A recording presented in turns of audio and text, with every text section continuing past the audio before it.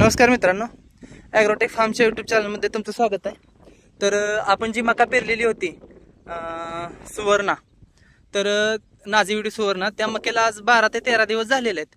तर आळी कुठं कुठं दिसायला लागलेली आहे, तोपर्यंतच आपल्याला डेलिकेट फवारून घ्यायचं आहे, म्हणजे ते आपलं कंट्रोल होईल आणि परत आळी आपल्याला त्रास देणार नाही।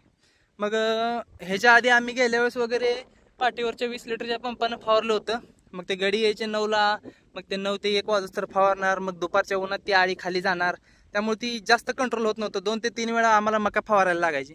पण ह्यावेळी आमच्या शेजाऱ्यांनी एक असं सजेशन दिलं की तुम्ही एकदा हे सुभाष क्षीरसागर म्हणून आहेत, आपल्या घरलिंगीचे आहेत, तर ह्यांच्याकडे ही बघा, हे बुलेटवर ह्यांनी STP बसवून घेतलेला आहे। त्यांच्यासोबतच ते पाईप वगैरे घेऊन येतात, त्यांचा 200 लिटरचा ड्रम आहे सोबत, ती त्यांची जुनी बुलेट गाडी आहे, त्याला STP बसवून त्यांनी एकदम ओके करून घेतलेला आहे। बघा बुलेट पण किती जुनी आहे, त्याचा नंबर बघा कसा आहे, MXO, म्हणजे जुन्या ह्याच्यातली बुलेट आहे।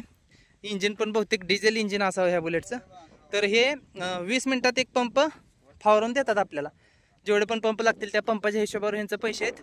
तर आपण डेलिकेट आणलेला आहे आणि सोबत ब्लूम आणलेला आहे, तर मक्याला काळोखीसाठी आणि डेलिकेट आळी मारायसाठी। तर स्प्रे जो आहे डेलिकेटचा, तो असा एकदम काय म्हणतात त्याला, फास्ट, त्याचं प्रेशरनी त्या ह्याच्यात गेला पाहिजे, तो पोंग्यात गेला पाहिजे, तर आपल्या आळीचं कंट्रोल होणार आहे। तर हे दादा आहेत, ह्यांचा नंबर मी तुम्हाला डिस्क्रिप्शनमध्ये देतो, कोणाला जर पाहिजे असेल तर ते बघा। आपण ह्याच्या पुढे दाखवूया ह्यांची फवारणी कशी होते।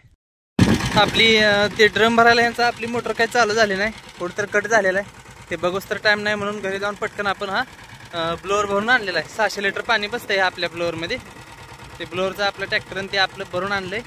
आणि हे बघा, ह्यांनी काल उसाला फवारलेला आहे, त्यामुळे हे बघा ते काळजी घेत आहेत, त्यांनी पाईप धुवून घेतली आहे। आता उसाला फवारल्यामुळे ती आपल्या मकाला चालणार नाही, तर पाईप धुवून घ्यायची आहे, ती पाईप धुवून घेऊन मग औषध बनवायचं, नाहीतर ही पहिल्यांदा किमान 1-2 गुंठ तरी ती तुमची मका जळून जाईल, कारण का त्यात त्यांनी काय फवारले काय माहीत नाही, त्यामुळं पाईपा धुवून घ्यायच्यात पहिल्यांदा।